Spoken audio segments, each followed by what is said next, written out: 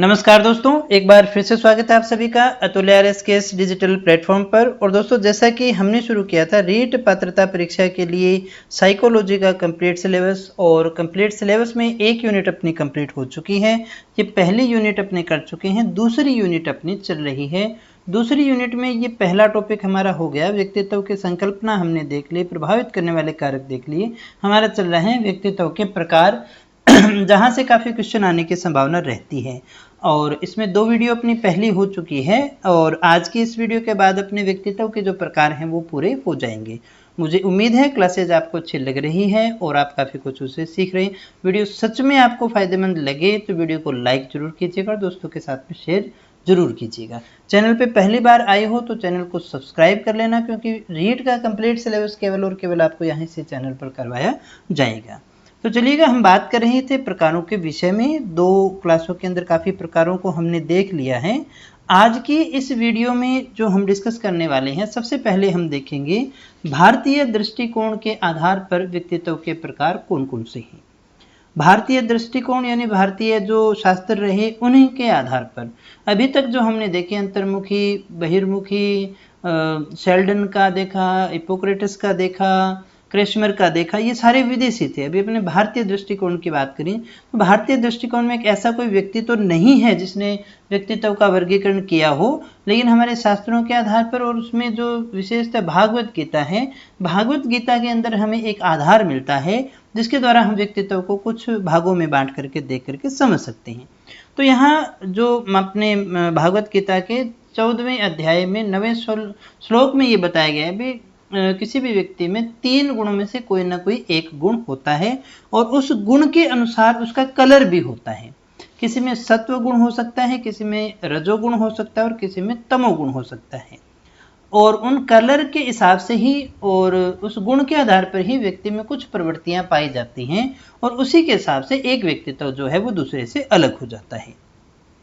तो यहाँ सबसे पहले हम बात करें सतोगुणी या सफेद इसका कलर होता है। तो सबसे पहले हम बात करें सतोगुणी। सतोगुणी जो व्यक्ति होगा ना, उसका कलर भी कैसा होगा, व्हाइटिश होगा, व्हाइट कलर उसका होगा, यानी गौर वर्ण अपने एक तरह से कह सकते हैं। तो ये कलर के आधार पर, अब इसके हिसाब से तो हम किसी व्यक्ति के कलर को देखेंगे ना, तो हम बता देंगे कि इसके अंदर कौन सा गुण प्रधान है। तो सत्वगुणी या सतोगुणी जो व्यक्ति होता है उसका कलर सफेद होगा। ऐसे जो व्यक्ति होते हैं वो धार्मिक प्रवृत्ति के होते हैं, और आस्तिक व्यक्ति होंगे। जो धार्मिक होंगे वो कैसे होंगे दोस्तों, आस्तिक होंगे। ये आस्तिक प्रवृत्ति के लोग होते हैं। आस्तिक प्रवृत्ति यानी ईश्वर में विश्वास करने वाले होते हैं। तो सत्वगुण जिसमें प्रधान होगा वो धार्मिक प्रवृत्ति का होगा, ईश्वर में विश्वास करने वाला होगा। ये क्या कार्य करते हैं तो इनको देखिएगा। ऐसे व्यक्ति जो हैं वो यज्ञ, अनुष्ठान या फिर दूसरों की भलाई करने का कार्य किया करते हैं। ध्यान दीजिएगा, ये दूसरों की भलाई करने का कार्य करते हैं। राजसी गुण के व्यक्ति जो होंगे उनका जो गुण कलर है वो होगा लाल, रक्तवर्णी होंगे। कैसे होंगे, रक्तवर्ण जैसा लाल रंग के ये दिखाई देंगे। और ऐसे व्यक्ति जो होते हैं वो कर्म में विश्वास रखते हैं। किस में विश्वास रखते हैं, कर्म में। और जैसा नाम से ही स्पष्ट है, राजसी यानी सत्ता इनको चाहिए। ये महत्वाकांक्षी लोग होते हैं और सत्ता के प्राप्ति के इच्छुक ये रहते हैं।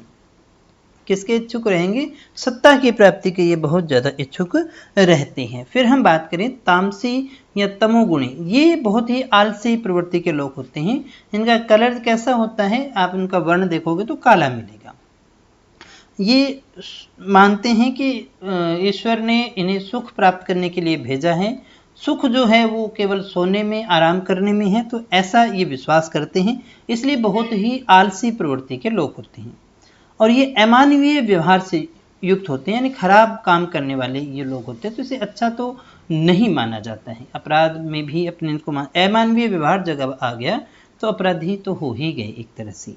तो सत्वगुणी, रजोगुणी और तमोगुणी ये 3 अपने बांटते हैं। भागवत गीता के अंदर जो 3 गुण बताए गए हैं व्यक्ति के कलर के आधार पर बताए गए हैं, उसी आधार पर सत्वगुणी, रजोगुणी और तमोगुणी हम व्यक्तित्व के अंदर जो है उनको बांट करके चलते हैं। अब कैसे पहचानेंगे, अब आप हो या नहीं, आप कौन से में आते हो, आप इसको चेक करिएगा।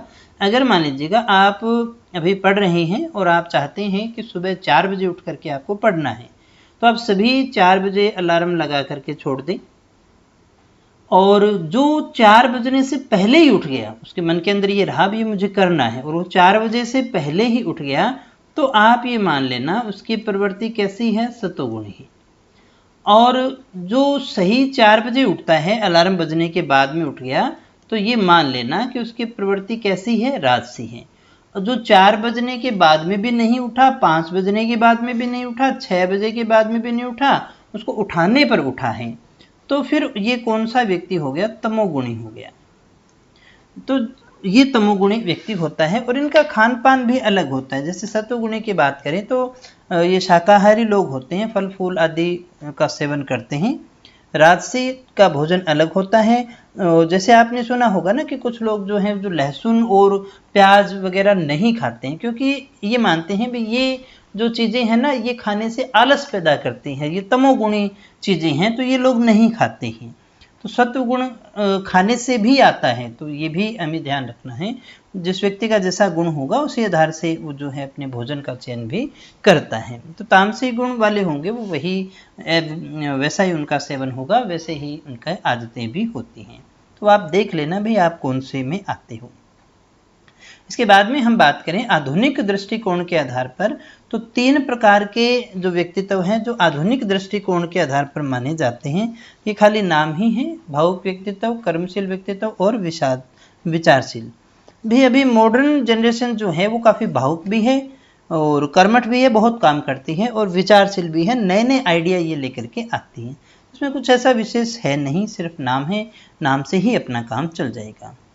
इसके बाद में हम बात करें आइजेंक के अनुसार व्यक्तित्व के प्रकार। आइजेंक जो थे इन्होंने जो है 4 प्रकार के व्यक्तित्व बताए हैं। आइजेंक ने 4 प्रकार के व्यक्तित्व का उल्लेख किया है, जिनमें से 2 तो अंतर्मुखी और बहिर्मुखी हैं, जिनका अध्ययन हमने युंग के अंतर्गत किया था मनोवैज्ञानिक आधार पर। ये वही हैं, यहाँ पर कुछ अलग से पढ़ने की आवश्यकता नहीं है। इन्होंने 2 और बताए हैं, स्वयं विरोधी, जिनको न्यूरोटिक भी कहते हैं। स्वयं विरोधी क्या करते हैं, ये हर घटना के लिए खुद को ही जिम्मेदार मानते हैं। कुछ भी गलत हो गया तो मानते भी सब जो कुछ हुआ है ना वो मेरे कारण ही हुआ है। ये मेरे कारण भी, ये खुद को ही मानते हैं, स्वयं विरोधी होते हैं, ये खुद का ही विरोध करने वाले। तो उनका भी ये गलत हो, नहीं नहीं नहीं, मैं जो कुछ घर में खराब हुआ ना, मैं ही खराब हूँ, मैं ही मनुष्य हूँ, मैं ही ऐसा हूँ, मेरे कारण ये सब। ये ऐसे व्यक्ति होते हैं जो स्वयं के विरोधी होते हैं, न्यूरोटिक होते हैं। समाज विरोधी कौन से होंगे, ये समाज के नियमों में, कानूनों में, परंपराओं में निकालते रहते हैं दोष हमेशा। जैसे कहते हैं ना, सरकार को कुछ पता नहीं है, सरकार ने जो नियम बना रखे हैं वो गलत है, ऐसा होना चाहिए, कानूनों को नहीं मानते, वो उनको गलत ठहराते रहते हैं, पुरानी परंपराओं को गलत ठहराते रहते हैं, इनके साथ सब कुछ गलत है।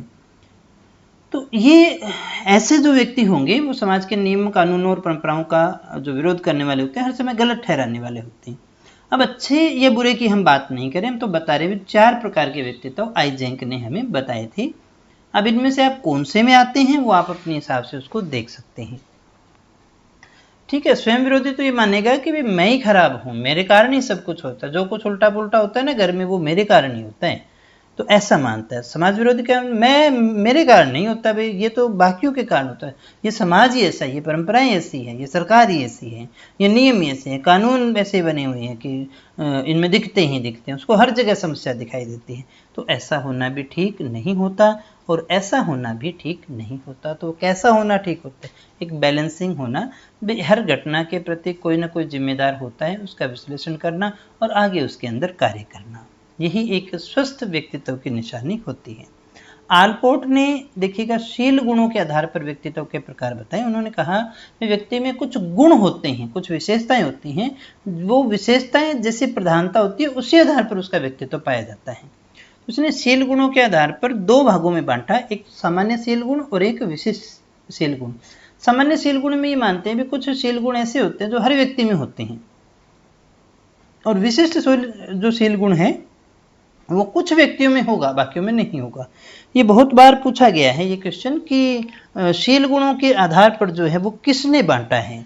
तो आलपोर्ट का नाम हमें याद रखना है, पहला क्वेश्चन तो हमारा यही बनता है। विशिष्ट में कार्डिनल प्रवृत्ति आती है, केंद्रीय प्रवृत्ति आती है और गौण प्रवृत्ति आती है। आइए इनको और समझ लेते हैं अपने डिटेल के अंदर। देखिएगा ये 4 इसके आगे भाग हमारे आते हैं, जो भी हमने देखा ना, ये 1 है, ये 2 हैं और इस दूसरे के 1, 2 और 3 ये प्रकार हैं, इनको अपने समझ लेते हैं। सबसे पहले हम बात करें सामान्यशील गुण की, तो सामान्यशील गुण ऐसे होते हैं जो समाज के हर आदमी में आपको मिलेगा, जैसे प्रशंसा करने की प्रवृत्ति है, सम्मान है, सहयोग है, ये सब में ही होता है। कोई अच्छे कार्य के लिए सहयोग करता है, कोई बुरे के लिए, लेकिन सहयोग की बात तो होती ही है ना। कुछ ऐसे गुण होते हैं, यहाँ इस चीज़ को वापस समझिएगा कि हर व्यक्ति में कुछ ना कुछ गुण होते हैं जिन्हें हम उसके शील गुण बोलते हैं, और उसके आधार पर व्यक्तित्व को हमने बांटा। सामान्यशील गुण ऐसे शील गुण होते हैं जो सब में होगा, वो कुछ विशिष्ट नहीं होता। विशिष्ट व्यक्तित्व या विशिष्ट शील गुण ऐसे होंगे जो कुछ खास लोगों में ही होते हैं, बाकी सब में नहीं होते हैं। जिसमें से सबसे पहले आता है 1 नंबर कार्डिनल प्रवृत्ति। कार्डिनल प्रवृत्ति एक ऐसी स्थायी आदत होती है, ये अपने मानते भी किसी भी व्यक्ति का एक हाईलाइट जो उसकी हैबिट है वो हो गई, और उसके पूरे व्यक्तित्व में वही हाईलाइटेड होती है। जैसे अपने पन्नाधाय को क्या मानते हैं, स्वामी भक्त मानते हैं। महाराणा प्रताप को वीर मानते हैं युद्ध करने के लिए, महाराणा सांगा को भी युद्ध वीर मानते हैं, युद्ध करने वाले। मर्यादा पुरुषोत्तम राम है तो मर्यादा के लिए जाने जाते हैं। युधिष्ठिर सत्यवादिता के लिए जाने जाते हैं। हरिश्चंद्र सत्यवादिता के लिए जाने जाते हैं। सत्य बोलने का गुण तो सब ही होता है, लेकिन हाईलाइटेड किसमें था, यानी जिसमें पूरी तरह से वही गुण उसका समाज में प्रकट होता है, वही उसकी पहचान बन जाती है इसके कारण। तो ऐसी प्रवृत्ति अस्थायी आदत जिसका प्रभाव व्यक्ति के व्यक्तित्व के हर व्यवहार में दिखाई देता है, यानी वो जो भी व्यवहार करेगा ना उसी कसौटी पर करता है। जैसे अहिंसा महात्मा गांधी का हो गया, अहिंसावादी का नाम ले तो महात्मा गांधी का नाम आता है। अरे भाई औरों में भी था, लेकिन इनका हाईलाइटेड है कि उन्होंने जो कार्य किया ना वो अहिंसा के आधार पर किया। तो मुझे उम्मीद है ये समझे होंगे। और ये सब में नहीं होता ना, पहली बात ये विशिष्ट गुण है, हर व्यक्ति में नहीं होगा, विशिष्ट व्यक्तियों में होगा, और वो जो होगा वो हर काम उस आधार पे ही किया करते हैं।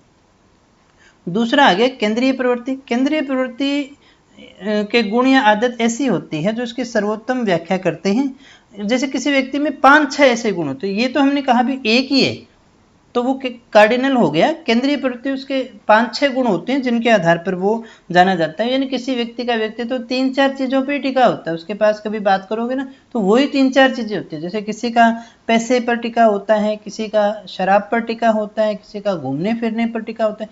जब आप उसके पास गए, या तो घूमने फिरने की बात कर रहा है, या पीने पिलाने की बात कर रहा है, या फिर पैसे की बात कर रहा है, 3 ही बातें कर रहा है, तो उसके अंदर केंद्रीय प्रवृत्ति में वो 3 गुण हो जाएंगे। ऐसे ही अगर श्री कृष्ण की बात करें तो हम वो नटखट हैं, माखन चोर हैं, ऐसा अपने मानते हैं। तो ये 2-3 गुण हैं जो इनके जो है मुख्यतः इनकी पहचान बन जाती है। तो केंद्रीय प्रवृत्ति में हम इसे देखते हैं। और तीसरा हो गया गौण प्रवृत्ति। गौण प्रवृत्ति के जो होंगे ना वो कुछ समय के लिए उजागर होते हैं, जो विपरीत होगा। जैसे मान लीजिए कोई ऐसा व्यक्तित्व हो जो हमेशा गुस्सा करता है, ठीक है, लेकिन कुछ दिन वो गुस्सा नहीं करता, वो कुछ दिन के लिए तो स्थायी है, लेकिन हमेशा के लिए तो नहीं है। ऐसा कोई है तो हम उसे गौण प्रवृत्ति का शील गुण मान करके चलते हैं। तो ये 3 शील गुणों के विषय में हमने चर्चा की। सामान्य शील गुण और विशिष्ट शील गुण, 2 शील गुण होते हैं। विशिष्ट को अपनी 3 प्रवृत्तियां पाई जाती हैं, कार्डिनल, केंद्रीय और जो है गौण। अब बात करें कार्डिनल की, तो कार्डिनल ऐसी मुख्य आदत होगी, स्थायी आदत होती है जो उसकी पहचान बन जाती है। वापस ध्यान दीजिएगा, जो उसकी पहचान बन जाती है, बाकी में नहीं है, वो जाने ही उसी के नाम से जाता है। केंद्रीय प्रवृत्ति की अगर हम बात करें तो 5-6 गुण होते हैं एक आदमी में, जिनके इर्द गिर्द ही उसका व्यवहार जो है वो टिका होता है। और गौण प्रवृत्ति ऐसा गुण होता है जो कुछ समय के लिए स्थायी होता है, हमेशा के लिए स्थायी नहीं होता है। फिर हम बात करें फ्रीडमैन और रोजेनमैन के अनुसार व्यक्तित्व के इन्होंने 2 प्रकार बताए, टाइप ए और टाइप बी। तो सबसे पहले हम बात करें टाइप ए के विषय में। टाइप ए वाले जो व्यक्ति होंगे उसमें हाई लेवल का मोटिवेशन होगा, बहुत ज़्यादा एक्साइटेड रहते हैं, हमेशा बहुत ज़्यादा मोटिवेटेड रहते हैं। लेकिन इनमें क्या होता है, पेशेंस की कमी होगी, धैर्य की कमी होती है, मतलब जल्दी से जल्दी चाहिए इनको सब कुछ। इनके पास में हमेशा टाइम की कमी रहती है, वो टाइम का ध्यान रखते हैं। ये होती है नहीं होती है वो एक अलग बात है, लेकिन इनको फील होता है कि टाइम बहुत कम है, इसलिए ये हमेशा उतावलेपन में ही कार्य करते हैं। और कार्य का बोझ इनको देखोगे तो दुनिया भर के काम का बोझ शायद इन्हीं के ऊपर आ गया है। ये हमेशा काम के बोझ, अरे ये पड़ा है वो पड़ा है, इसीलिए मोटिवेटेड भी रहते हैं, काम करते भी रहते हैं। उन्होंने मंद गति से कार्य करना पड़ जाए ना तो उनको बड़ी कठिनाई होती है, उनको फटाफट चाहिए सब कुछ। तो ये एक प्रकार का टाइप ए व्यक्तित्व है जो अति रक्तदान और कोरोनरी हृदय रोग के प्रति भी ज़्यादा संवेदनशील होता है। ये कोई विशेष बात तो नहीं है, लेकिन आप इनसे पहचान सकते हैं। और टाइप बी की बात करें तो ये टाइप ए का बिल्कुल उल्टा हो जाएगा। इसमें उच्च स्तरीय अभिप्रेरणा नहीं होगी, धैर्य इसमें खूब सारा होगा, इसमें समय ही समय होगा, समय की कमी महसूस नहीं होती है, ये कार्य के बोझ से हमेशा लदा हुआ नहीं होता है, मंद गति से कार्य करने में कोई भी कठिनाई अनुभव नहीं होती है। ये दो ही मानते हैं, दो ही प्रकार के व्यक्तित्व आते हैं, टाइप ए और टाइप बी। आप कौन से में आते हैं, आप उसको बड़ी आसानी से पहचान सकते हैं। तो दोस्तों ये थे व्यक्तित्व के प्रकार, सारे हमने डिस्कस कर लिए हैं और मुझे उम्मीद है क्लास आपको अच्छी लगी होगी। नेक्स्ट क्लास में अपने व्यक्तित्व को निर्धारित करने वाले या जांच करने वाली जो चीज़ें हैं वो पढ़ेंगे, मापन पढ़ेंगे और इसी तरह से हमारा कोर्स बढ़ता रहेगा। बहुत ही जल्दी हम इस टॉपिक को भी पूरा करेंगे और फिर नेक्स्ट सब्जेक्ट को भी अपने जल्दी ही लाने जा रहे हैं। राजस्थान के सब्जेक्ट अपने शुरू करने जा रहे हैं, सीईटी के लिए भी एक नया क्लास अपने शुरू करने जा रहे हैं। इसी तरह से लाइक करते रहिएगा, कमेंट करके मुझे ज़रूर बताइएगा क्या हमको हमारा ये जो प्रयास है वो कैसा लग रहा है, उससे आपको कोई लाभ हो रहा है या नहीं हो रहा है। अभी तक टेलीग्राम चैनल सब्सक्राइब नहीं किया है तो कर लीजिएगा, एप्लीकेशन डाउनलोड नहीं करी है तो कर लीजिएगा, क्योंकि वहाँ भी आपको बहुत कुछ मिलने वाला है बहुत ही जल्दी। आज के लिए इतना ही, कल फिर मिलेंगे एक नई क्लास के साथ, ढेर सारी जानकारी के साथ। तब तक यूँ ही बने रहिए हमारे साथ। Thank you very much.